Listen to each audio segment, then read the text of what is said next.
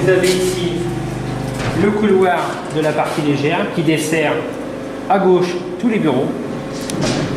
Et en cas c'est assez grand quand même. Cette partie-là, elle fait 70 mètres de long.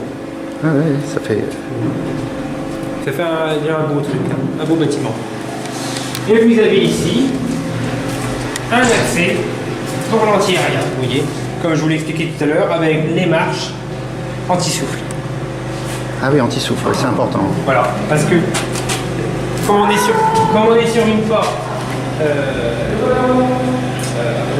d'accès extérieur, si toutefois la porte cédée, que le souffle carbonate rentrait, pour ne pas abîmer l'anti-aérien, le souffle monte, il suit les escaliers, en fait, il est projeté et il reste projeté en l'air, il ne redescend pas. Oui, il est cassé en plus. Voilà, oui, il est cassé. Non, c'est important.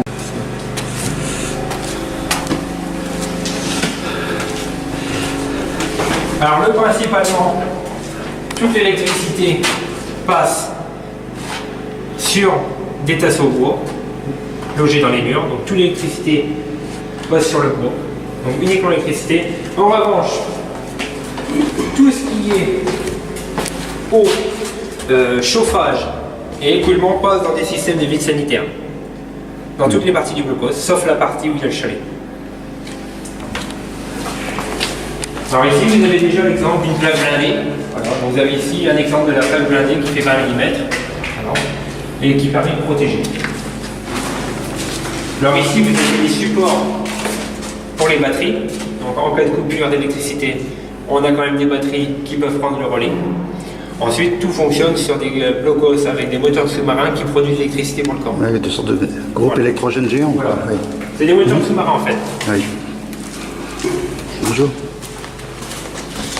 Alors ici, on va pénétrer dans une partie d'un anti-aérien. Oui.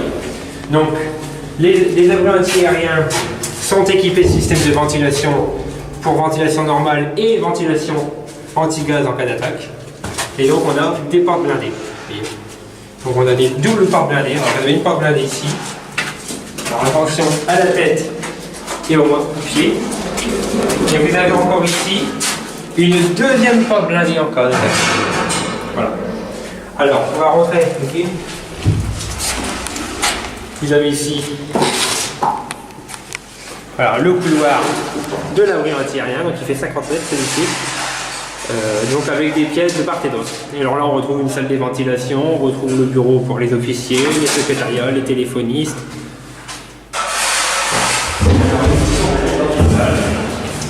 Donc, on est en cours de restauration, donc ce qui explique un peu le bazar et un peu la vétusté, mais bon, c'est l'état dans lequel on l'a trouvé.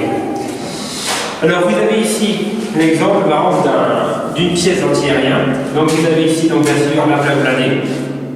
Alors ici vous avez deux systèmes de ventilation, vous voyez, une ici et les deux souffleries, une ici. Avec des cheminées extérieures. Avec voilà, ça rejette l'extérieur. Alors l'air sain est aspiré à l'extérieur. Il arrive dans la salle de ventilation, il est filtré, il est chauffé avec un préchauffage. Et de ce préchauffage-là, il arrive dans ces vannes. Il arrive dans ces vannes. Donc l'air sain arrive dans ces vannes, il est chauffé. Et il est aspiré ici. Ça, c'est le système classique. En cas d'attaque anti-gaz, on ferme les aspirations extérieures et là, on recycle l'air. Donc, c'est-à-dire qu'on prend l'air intérieur, il est filtré avec des filtres anti-gaz, il est rejeté ici et il est aspiré ici pour être refiltré. Donc, on a deux systèmes de ventilation. Et au bout d'un certain temps, l'air malsain est rejeté par contre dans les couloirs extérieurs. C'est-à-dire que l'assaillant qui essaye de mettre du gaz, par exemple, et bien en fait, il reprend le gaz. Ah ouais, parce qu'on voit des abris particuliers, vous savez, voilà. Comme aux États-Unis, les abris anti-atomiques, oui. Et ils n'ont pas de refiltrage, ce qui fait que quelqu'un qui voudrait les mettre un produit malsain par l'aération, bah, il serait vite neutralisé. Voilà. Enfin, c'est pas fait en réalité pour être un abri comme celui-ci. Ouais. Oui, oui. Ah oui, ils avaient déjà pensé à ça, parce qu'ils se souvenaient, les Allemands étaient toujours, les Alliés d'ailleurs, étaient toujours optiques de la guerre de 1914 où il y a eu des attaques au gaz. C'est pour ça, par exemple, que les soldats alliés qui ont débarqué sur les plages de Sichuan étaient tous équipés de masques à gaz. Parce qu'ils avaient peur qu'en cas de dernier recours pour rejeter les alliés de la mer, les Allemands auraient bombardé au gaz toxique.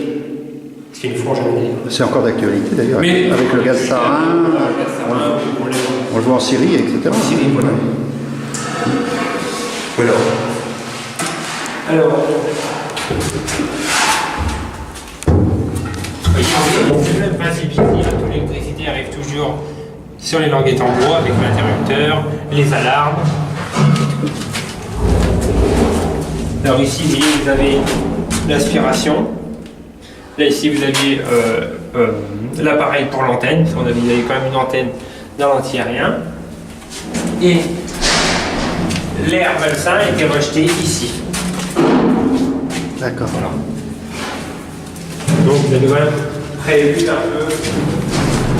Mais bon, il faut savoir qu'une porte blindée comme celle-ci, c'est relativement costaud, mais bon, on sait que bon, ça se force finalement assez facilement.